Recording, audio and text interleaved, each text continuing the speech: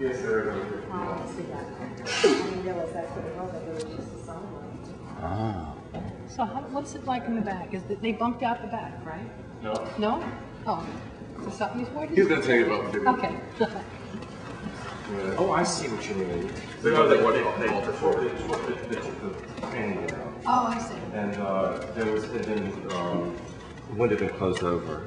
And these windows are new, but they use the medallions on the left and right are original. And they use some of the original motifs back in here in the windows, around the edges. Anyway, you know, it's a process. A long process.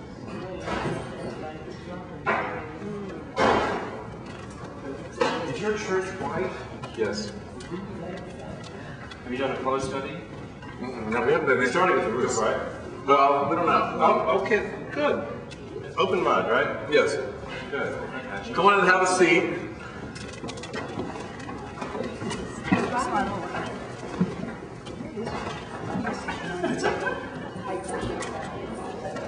And then there's still some others lingering.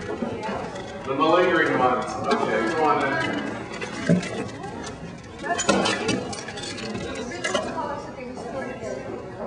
John's going to say all that. I only have to repeat it 30 times.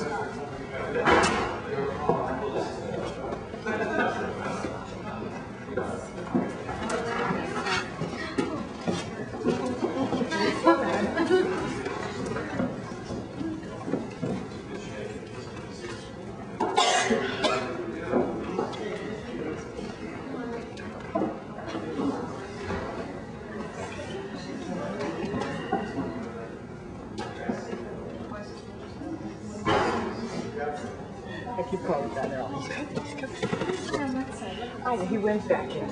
Yeah, I'm sure he went. Yeah.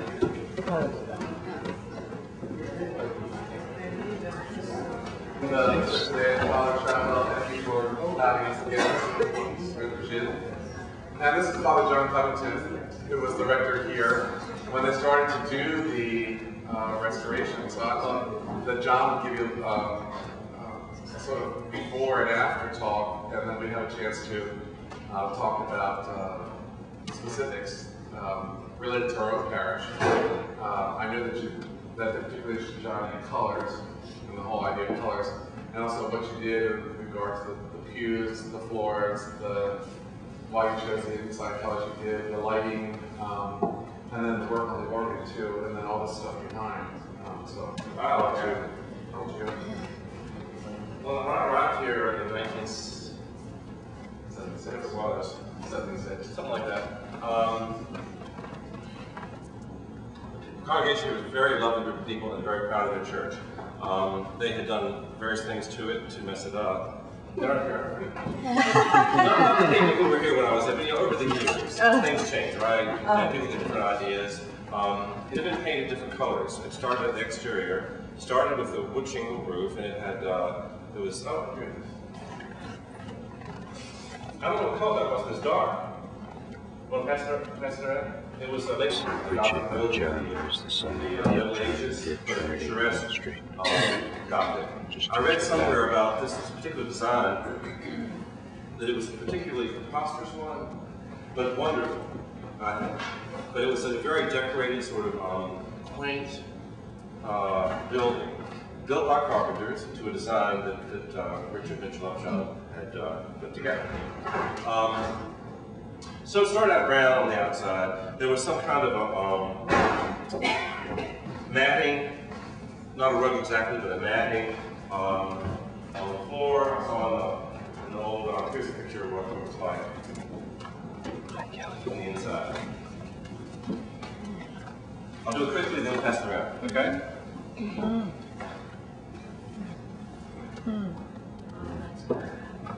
So there was a record, isn't that wonderful? A record of what it looked like.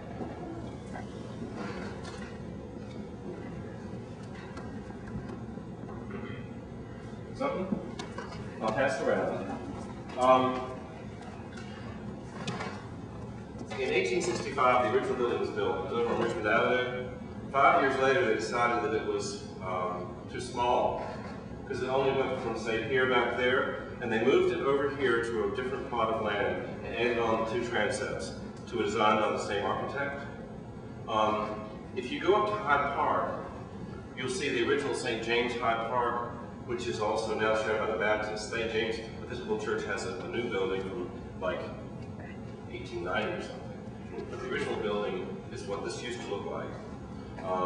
Now, let's go a little farther on. I think it's a mustard color at one time. And then when I arrived, it had been painted white for a number of years by the members of the congregation, just slapped some white paint up. And on the outside, and it was peeling. The gingerbread quatrefoils had mostly fallen down. A lot of guano on the tower. A few years before I'd come, they decided to paint the interior, and they had a committee, and some committees work. Well, anyway, somebody went and decided to get some cheap paint, so we got some navy blue paint and painted all those things. It was for us was to pay somebody a minimal amount of money to advise us, and we got grants for some of that from the New York State Landmarks Conservancy, I think it's called, and Commission. Whatever it is, they pay like a few $1,000s for us to pay an expert to advise us on stuff and an architect to help with the exterior, and we finally did it. Did 2 things. One was you had somebody outside to criticize, and you put somebody in the congregation. You could focus your upset on that person, but that person had a degree or something, and he could at least say he knew something. And when you're in the congregation, it's difficult when everybody has a different idea. What are you going to do? So this helped in that way too. I was a bit subversive also. I wanted to see what some of the colors looked like, so I just brought a can of paint here to start painting a little bit. You know, the paint was in such bad shape that I just used some different colors back there, and people wondered what happened when they walked in on Sunday morning. I don't advise that, though, you know. It was a creative way. So, there was a problem with the floor. It had asphalt tile. The first thing that happened was asphalt, some kind of tile, rubber tile. And Asbestos tile. It was an asbestos tile, yeah. And it was really sort of cracking in bad shape. So we tried to figure out what to do. Well, we had to pull the fuse a little bit. They fell apart. So we decided to go have them dipped and all the paint taken off because they had a huge coating of like blue paint. And started doing the pews a few at a time. Took the floor out and pulled the nails up. Got it refinished and stripped the wainscoting. One thing that did was to involve the congregation. Started raising money. Hired an architect to advise us on what to do with the building inside.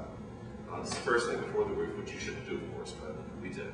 We did the inside first. And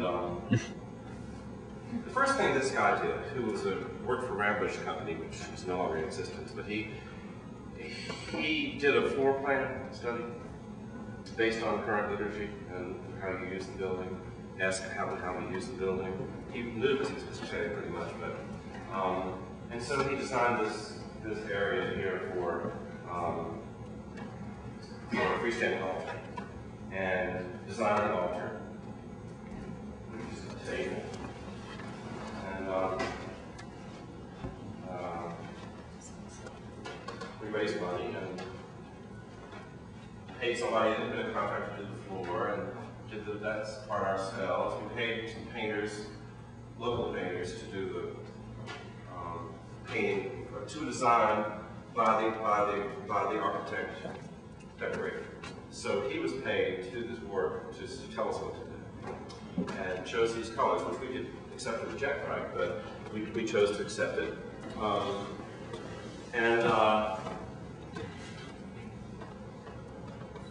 that was how this was done. We went around to somewhere in Iron Canal Street to find these light fixtures, and had the whole place rewired because that's old buildings you want to have a new electric service coming in. Gosh, I forgot all this stuff. Perhaps I could stop for a moment and ask you questions about this part of it. I can talk about the organ and about the exterior too. I just have a question about the outside brick chimney that seems to be freestanding. Yes. What was that? That was for the furnace, I suppose. And it was connected somehow to the building? Underneath the furnace is in the basement. So I think it's an exhaust for the furnace. I don't know why it's where it is. And it seems to be freestanding, so I just thought that's I really don't know the answer to that. Thank you for asking those. That's good because I'll try to find out. Did you notice that these changes, I mean, well, one thing that we're concerned with, especially choir members, is that the audio, the acoustics will change. Or that When you do what? well, I suppose we have, I don't know if we want to change the kind of, what do you call that part? We didn't change it at all, actually. Right, but I don't know if our church, if we could take the wings out in front of it. Oh, you want to expand the building? I think so. Oh, that's a totally different issue. I don't know. You get advice on that, on whether it changes the acoustics. It probably would, but it might Well, be you better or built worse. out these two kind of wings, right? These transepts, yes. Right. We didn't. It was done in 1868 or 71 or 72. And they built that back, the When whole, they moved from the church back, here. The right? apse was just cut off. Oh, and cut moved off back. and moved. Oh. And in fact, those downward things were just for something up there that's not there anymore. Oh. So When they painted, why didn't they paint over the blue tips? the blue tips were not painted blue when I was here. They repainted inside, and someone thought that would be neat. I think that's they're cute. And these weren't on the walls either.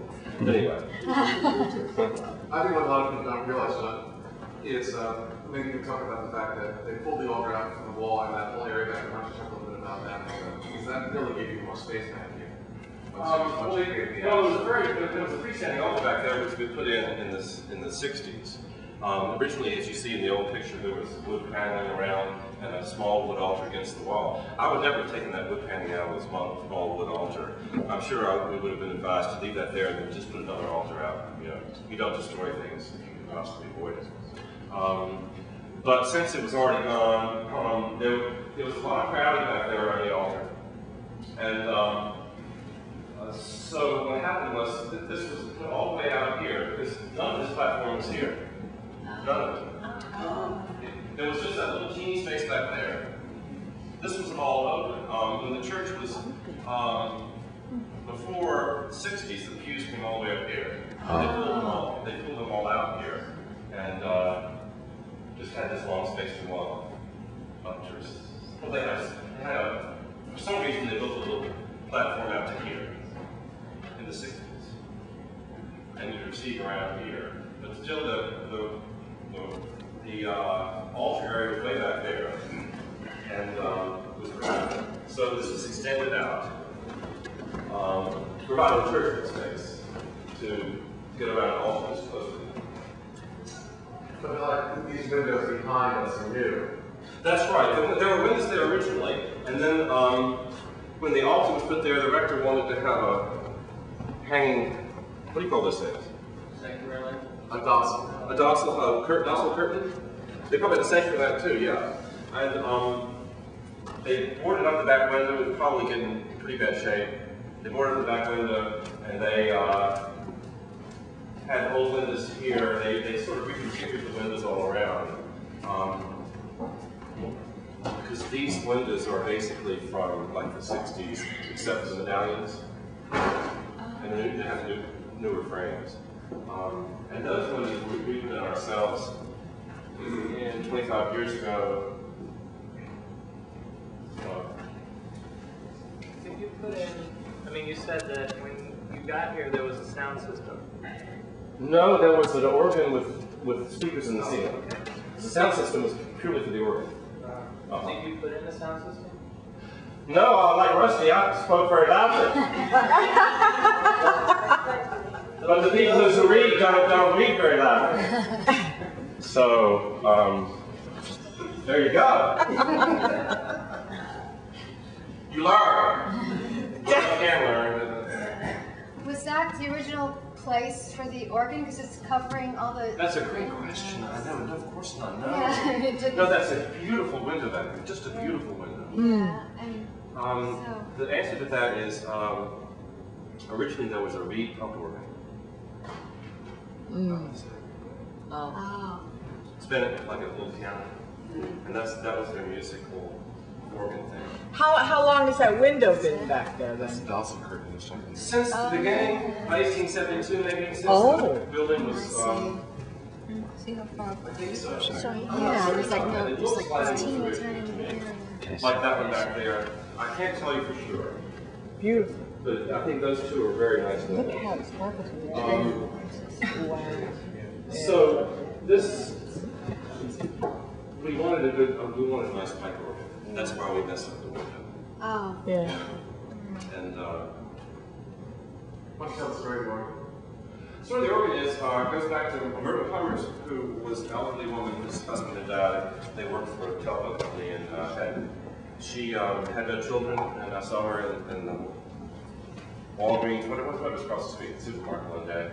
She was getting a little lottery, and she said, "What would you do if I gave you my house?" And I said, "Well, we'd probably sell it." So she gave it to her niece.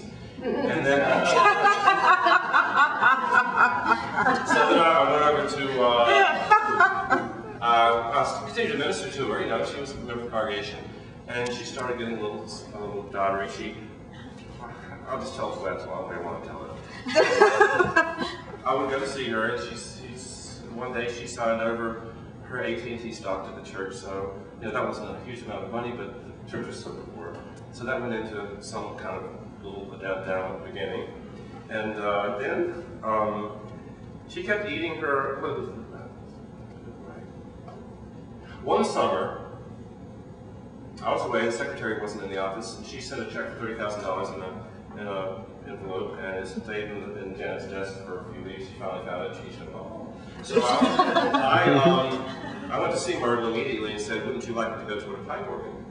I said, "Well, of course, that's my intention." So that's part of the story of the pipe organ. And so one day I saw a picture in the American Organs magazine of that organ. The pipes were painted cheap gold paint, not the original color or anything. And it was in a church in Trumansburg, New York, in a Baptist church in a classical building. They were selling the building to build a new church, which was going to be smaller, 8-foot ceiling against a berm of dirt so that it would be easy to eat. They couldn't put the organ in there. They loved the organ. They realized it had some value. They didn't want to give it to the Organ Historical Society, which warehouses organs, because they wouldn't know how long it would be before it would be used. And they wanted to know who was going to use it. So I showed the picture to an organ person, a guy who is curator for the St. John Divine, and St. Bartholomew's Sunday would be good, and his friend of ours. So he said, "Looks good." So we went to measure it and to see it play, and went up there, took a field trip, and paid $6,000 for it, and had it sent off to Boston to be restored by a guy who voiced it beautifully. And the whole project was about $40,000, and so we had the big seed money, and people gave like more pipe, you know, and stuff like that. So we raised the additional money, and it was a wonderful project to see it sort of start and be built. It's you know, it's a movable thing, and it has a walnut case. And then one of the guys who advised us, he did the stenciling himself, gold leaf in the pipes, in the mouth, and little dash gold leaf in the colors there to go along with the. You've heard it in church, right? Yeah, Let me just beautiful. play some of the sounds because it was so pretty. But in the Historical Society has warehouses with these things. The thing is to find one that's the right size for you. This is the most wonderful sound, I think. It's the open dial base. It's just 8-foot stock, including these decorative pipes actually speak. And this is one of them.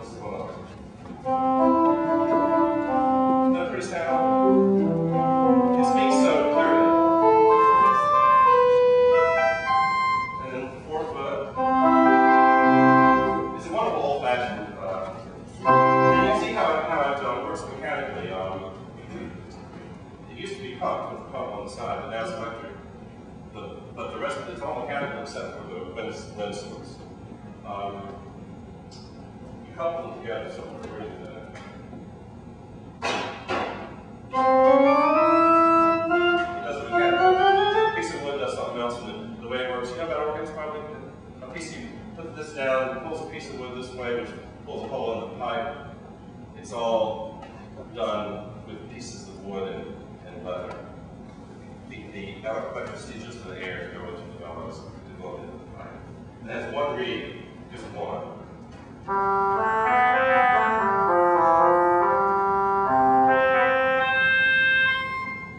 So it's sort of like a work of art craft from 1883. The stenciling in the area on the walls back there, is that the way that it was done when you were here? I mean, Rusty was talking about how the congregation did the stenciling. Yes, congregation did the stenciling, me, 4 or 5 of us. And a woman named Alice Sevilla, her husband cut the stencils. The design was done by the architect, or found it, and we had like a mock-up of it. And this husband cut it out so you could dab it with little sponges. And there was the gold color there. They since repainted and re-stenciled, but they didn't put the colors in, they just got the gold there. On top of the gold was also some blue, some yellow, and some other color. It was just identical. It's effective the way it is. It's basically the way it looked, but it doesn't have the color in there. The ceiling was done in Baltimore on canvas, designed by the designer, and that was done by a company that maybe 1 or 2 people who do it on canvas and would be Does and it's like just put it in with like a white wallpaper. Wow. does the design have any meaning? It's like a tree of life, I guess. Yeah. And Some the stars up there. stars. Okay. Yeah. It's beautiful. Is the design, the stencil cutter, was it a historical or just artistic? Or I think those they things have are all elements? around from the Victorian era. I'm not sure. You know, some of those churches, you've probably seen some of them, are just stenciled everywhere. Some of them are just all the walls are stenciled. This was probably stenciled about 6 or 8 inches up right above the wood. I don't know if you've seen St. Xavier's Mission in Tucson, but it's just all Like that, yeah. painted everywhere with Yeah. different, wow. If you've been to Chicago, the Episcopal Cathedral is stenciled in absolutely every space possible. Too much for me, but. The other thing is the cross was from the 60s, and the people were who did that, what I thought was pretty awful, but for them it was wonderful. The cross was was the key to all of it, and so we hung the cross there. The cross is great. Good. Okay. Very We artisanal. didn't have the blue in it. Very artisanal. These buildings sort of down to these though, standing up there. Yeah. Right. Yeah. Right. Yeah. Can you tell us a little bit, let's go outside for a second in our thoughts. Can you tell us a little bit about the color outside and how you chose the color outside of the church? Well, I'll tell you right now, we hired someone for $500, I don't remember, it was not a huge amount of money. They did a color study, which means that you tell them where it's most likely that the paint has to peel, most likely that it's been built up and built up and built up and not been sprayed down to the original, You find that spot, and you take samples of the paint and you do a chemical analysis. And they told us that the original color, I don't remember what they told us. Something like what we have, maybe, but it was darker at one point, and it was a mustard color. That's all I remember. It was green, and so like a little bit like Lisa's top. And That makes sense. That's kind of funny. But I think it's important.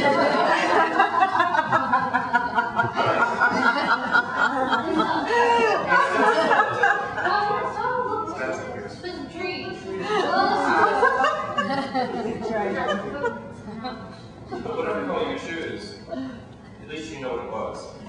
If you decide not to do it with the original color, at least you have that choice. Because we have a white church that's with aluminum siding, and we're going to take the aluminum siding off. You know what the condition is? Well, we've seen some of it. it's sort of boarded that and tight, but some parts of it are okay. Some parts of it we're guessing because of the moisture that we see up around the top of the sides, it's really quite bad. But we won't know until we do it. When we take off the roof, we're going to take off some of the siding and so forth. But then the question becomes, we've always been known as a little white church at the hill. And white had a double meaning in those days. So I was telling them about the color. Now, the color that's out here now on that side, this is not the color that Judy had done in it. It's faded a lot, I guess. It seemed to be much more lighter. Yeah, it was much darker, more of like a dark peach, it seemed to me when we did it. You may have more peach in it, but this color, I didn't think about it. And so it's close enough so that it doesn't strike me. You might be right, I don't know. Maybe the trim is a darker red. Yeah, the trim was a darker, yeah, that was always set off to the, for the contrast. But, that's one of the things that's in our mind too. So I think John's suggestion that we do a color study or have somebody come in and do it for us. And again, I like the idea of somebody coming in from outside to do it, or paying to do it, because it takes all the stuff. They won't blame Joanne for the color she chose. They won't blame Irene for the fact that she said this is the color when she first came to church, because she's been here longer than any of us. They won't blame me and say this is the color. He probably did a lot of churches, didn't he? He didn't. That's right. He was just a builder, a contractor in that period. He had done some. He did a church on Webster Avenue. What did he say? It's a significant church for your neighborhood. It is, in that fact, it's the oldest church building in continuous use in Rochelle. There you go. So I think someone like some historian or buildings of that sort would be interested in talking to you. Yeah. Well, we've just been given an award. The city of Rochelle has a heritage plaque program for important buildings within New Rochelle. It was just started, and they've named 6, and we're the first round of 6. So that's going to come sometime in the next couple of months. We're going to receive a plaque, which will go up the church. And we're on the Westchester County historical landmark for Westchester County, but not a national one. He looks into ways of getting whatever you need in order to get grants. Yeah. Do you have to be in a city landmark or? No. And of course the diocese too is they're willing, we're going to do work on the roof first. They're willing to give us 1/3 and then give us up to 2/3 in the loan. What we did for the roof was to, the same guy who did the stencil of the pipes did a design of the entire exterior. And it was just a pastel, drawing of how it would look. It's a good way to raise money. It also feels good. But the design had the stripes in the roof that you see from outside. What I would have liked to have done would be to do a slate roof for how many hundreds of thousands of dollars, with lines in it. I think it may have had slate, I'm not sure, but it probably has cedar shingles. Real cedar shingles are very expensive hand cut. It's the only kind to do because the ones you see sort of commercially on shopping centers are very thin and don't last long and are kind of cheap and it's not the point. So he researched what was available and found some kind of long-lasting shingle that was not offensive. And so I think the effect is very nice. It's sort of like a cedar shingle in a way, or something. I don't know what you think of it. It's not the cheapest asphalt roof you can get. And we had some local people who were very good craftsmen. They're hard to find these days. Old timers who did the work, just 2 of them, and took all the roofs off and did a very careful job of re-roofing them. So don't take the cheapest estimate, right? We didn't. And it might be good to have somebody do a design for us of the roof. Yes. And the colors. I think this guy chose the actual shingle, the quality of it, so that helped us. Rob? Well, I think it's important, to get design, God, I can't talk. I think we should, and call me a control freak, but I don't like giving the decision-making process over to somebody else. You give recommendations and you say, no, thank you. Yeah, you get recommendations and then we choose. We don't have to blame the people who make it. The thing about paint is you can always paint over it. Right. Well, as John was saying, I mean, they didn't take every recommendation that Terry and Jonathan and Randall, handed to them. There was quite a bit of discussion. It took a long time, and also, you need to sit with the color for a while before you accept or reject it. Right. Because there's always a shot. Right, absolutely. So, How long did it take you to do all the work that you did inside and out? I don't know, years. We started, it was 79 we started. About 80. The first thing was the floor and this stuff, and then the walls and ceilings and beams, then the outside, then the roof. The roof sat there for a couple of years before we did paint it the rest of it. 10 years maybe? I really don't know. I think it's 8 to 10 years. Yeah.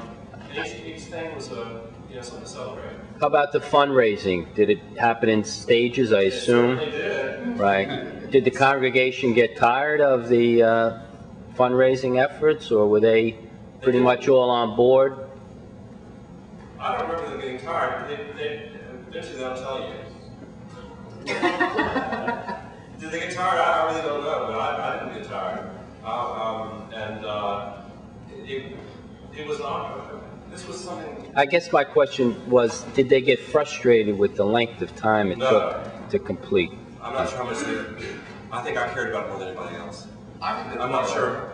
Part of that too, John, was because a lot of it was sweat equity. They did it themselves. I mean, so it wasn't about, the fact that it's taking a long time to do it. Well, they could only strip the pews so fast, Oh, that was a dip down in time. That took, a station wagon with 2 or 3 pews each week. It went on and on and on and on and on. It was a project which we enjoyed. We couldn't have done it without the fundraising. Couldn't have done it without. We couldn't. If we painted the building, it would have been horrible. Didn't paint the building. Services continued. There was no interruption. There was an interruption of a few months when we were in the parish hall, when not a few months, for whatever it took to paint the church, or to do the funeral. It wasn't a terribly long time. We lived in chaos a little bit, but it was fun. Well, that can be a good thing, living the chaos. I mean, because people say, they want, let's hurry up and get this done, and they say, well, another $5,000 will do it. I think people got excited about it, actually, and I think people enjoyed giving. There's a limit to what you can give, right? Right. And you just do it over a number of years. You do the best you can. You find everybody in the world you can think of to ask. You publicize it. You try to find grants, and you end up doing what you can. Sometimes you surprise yourself. Really. Actually, the amount of money we spent wasn't that much. I mean, when you think about it in macro terms, it was, I think the outside of the church was $85,000 we raised, separate from the roof. But that was the most we ever raised. The most we ever raised. The roof was, this was years ago, so it's more now. The roof was maybe $30,000. We were absolutely terribly fortunate inside. We had some old time painters who did the inside for $3,000. Now that's nothing. Wow, yeah. Wow. How much? Couldn't do that these days. This rector got the back. Days. Wow. Yeah, go get I don't that. know how he did that. The rector did what? This rector here had the church repainted a few years ago. The branch from the Community National Bank in Staten Island. This is a historic building, I guess. I don't know how he ever did that. Martinis, you think? I don't really know, but try everything. Ask everybody. Care about it. Just pursue it. Don't get tired. Get tired, go do yoga or take a meditation course. Don't worry about it. I'd like to say, in our church, we have those really ugly looking metal pipes that go across the big horrible floodlights. And I see in here, they have floodlights, but they're way up in the ceiling, and they don't interfere with the view of the chandeliers that I can see. Yes, but I didn't do it. We had someone advise us on lighting. And the chandeliers, 2 of them are antiques from an antique store in New Hampshire, and the other 2 were recreated by an iron worker or somebody. So you can find things that will work, but you need, I don't know what you call this ambient lighting and direct reading lighting and other kind of lighting. And you need to reassess everything. We have two beautiful chandeliers at our original. Right. $25 back in those days. They're beautiful. Are they good for reading? No. So you need someone to advise you What on. I'm saying is you need the kind of things like these spots. Yeah, It's like a pipe that goes across the church and has these little movable. Yeah, I thought those pipes were to keep the walls in place. That's not around the walls too? Those pipes are necessary. No, you can't take it out. That's Polychrome with Victorian colors. Those are not electrical pipes. No. They're stabilizers. That's what holds the building together. Right. You need 26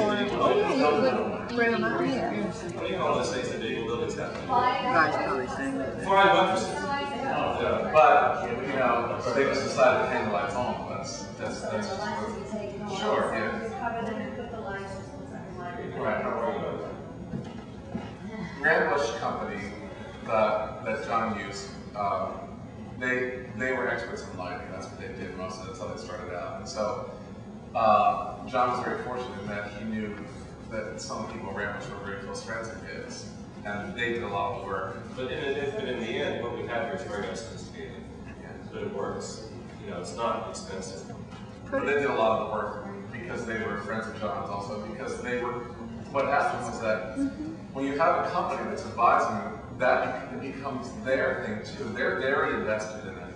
And they'll do whatever they can to make sure that it happens. They help them find the money or find the people sometimes. Or they'll call somebody that they know and say, look, we have a little church.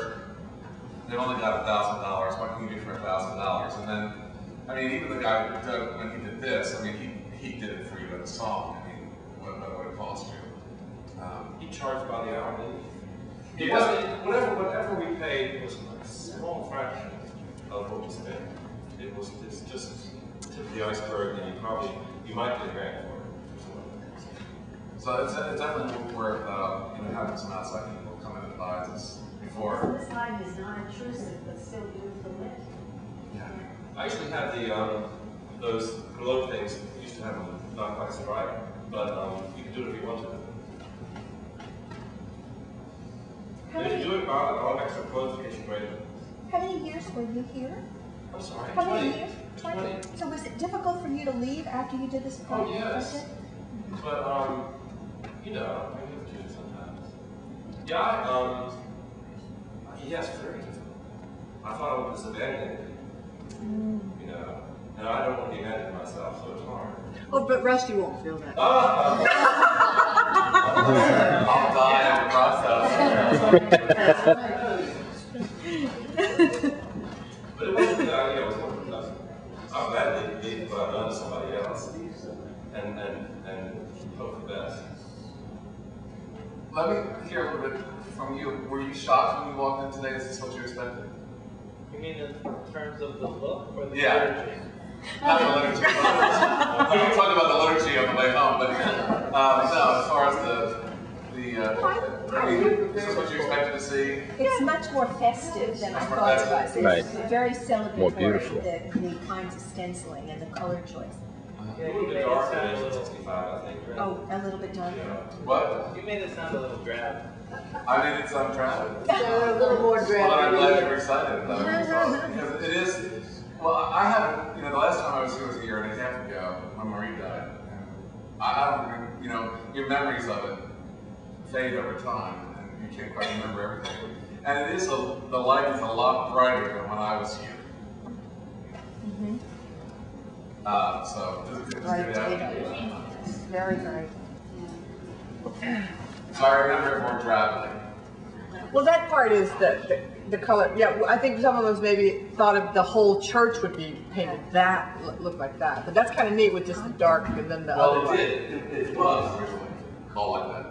Oh. In the 1800s. Inside. Inside. The whole church. You see it when you come in the back door there. Right. All the walls were probably, it was all very dark. Right. Because that was the Victorian way. When they have to restore, when you're restoring a church or any. This is what I remember. This is more drab. Yes, that's what I used to do. I used to like it like this, but It's all a matter of taste.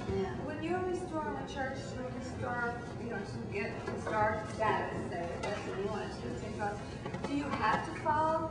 Because that's what I expected it to be, all like that color, to fit within the norms of. Here's how it works. You can be landmarked when it's all messed up. I'm not sure. Maybe aluminum siding would be difficult to get landmarked. I don't know. But once you change anything, it has to be changed according to historic standards. Now, this is landmarked on the outside, but not the inside. Not the inside. So if you change, I think they have a hard time going back to white outside. But inside they can do whatever they want to, for better or worse. And so you probably be landmarked outside and not inside. And if you repaint it, you could probably get away with what you have now, white. But if you have it painted historic colors, you probably be hard to go back to the white. And if you fix something like your downspouts, I think legally you're probably supposed to, if you remove the aluminum, you're probably supposed to put copper on it. So I don't know. That's the objection people have. Was you required to do handicap accessible? Were you required when we did the exterior? I'm not sure. We decided we wanted to.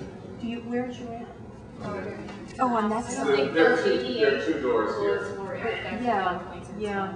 But see, we could do that at our church pretty easily by taking the door behind the pulpit and just do a small ramp. Right. Take the pulpit or move the pulpit. The pulpit was not there originally. That was just put where it is now in 1959. How many steps do you have with your lowest? One. You could also get those temporary ones. We have. Yeah, that's not good. But it's It's very cumbersome to. And you have to bother everybody to use it all. It's very steep. But we have some Christians that would really appreciate if we were able to change it. I think it's great. It makes you feel good. You know you've done right, and it helps people. It doesn't mean everybody in the wheelchairs is starting in your church. It's the other thing. It's also a congregation that is. Remember, in our church, when you come in the door there, that was not the original entrance to the church. Where was it? Original entrance was behind the pulpit. Oh. One of them. And the other thing is that the original, that the firewall was only put in 1959. That wasn't there before. Really? Yeah. So was it loft space? Just an empty loft? It was empty.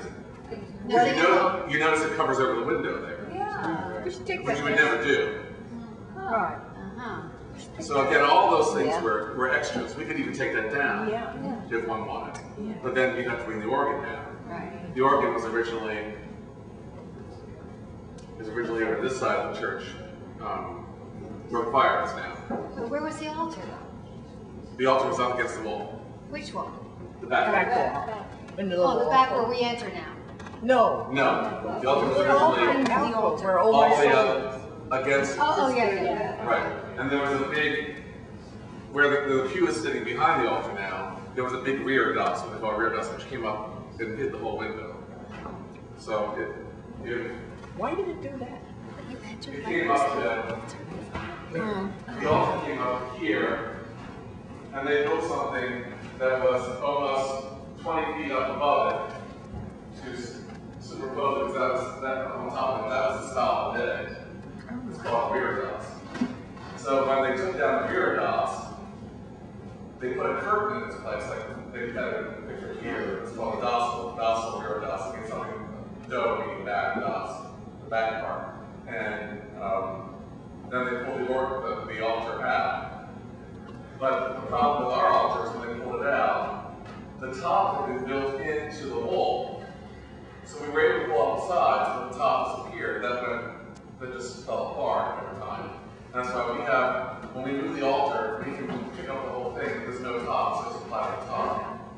One of the things that Joanne was talking about, that the committee might want to think about, or that the parish might want to think about, is if we wanted to give a gift from the parish for this part of the restoration, maybe we could have a marble top made for the altar that would finish up the altar, which was given in 1880 or something by the Archer family.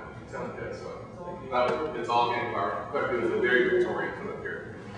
So what's in that little space? Like here's the altar to the left of the altar. What that little room? So it's not a door there, just right? a door to the outside. Oh, it's just a door To the outside. No, that's just a door going outside. That's where you Right, and so Oh, okay. what we're thinking about is maybe, if you look at our church this way, Right. we've got some room over here, as you notice, but over here, where it comes up to where, see, where John has this here, didn't there used to be a room over here, John? Wasn't there a room over here? A little sacristy over on this side? Not nowadays. I think that, I remember something about that. It's room, but it's not. Yeah, and so what we're thinking about doing is taking the area that we have over here and sort of creating a little bit of a band shell effect, which would anchor, if we push everything this way, put a piano over here, and or put an organ over it too, and put the choir over on the other side. One another type of band shell effect. Just the opposite of the way that we have it now. Right. And by doing that, by taking out that wall that's right here in our church, and taking part of the sacristy back, that was only added on, again, in 1945, 1950. That would be just, and bringing the pews further up, we'd be able to get another 60 seats in, which is one of the things that we'd like to be able to do. It's also possible if we took down the organ wall, that we'd lose some seating up above, but we'd have some more seating in the back. It's possible, you know. Yeah. I was thinking, with regard to the there's two doors here. We could have two doors too, and have somebody coming in from around the other side of the church, especially if the There was a door right now where we have that curtain there in the back. There was originally a door there. I'm almost positive. So if somebody went around Same and sort of way. had a permanent ramp, it would Right. not destroy anything on that side of the church. That's what they have here. Again, this church is very similar in the way it's thought through. They have more land on that side. Let's go outside and we can talk about outside.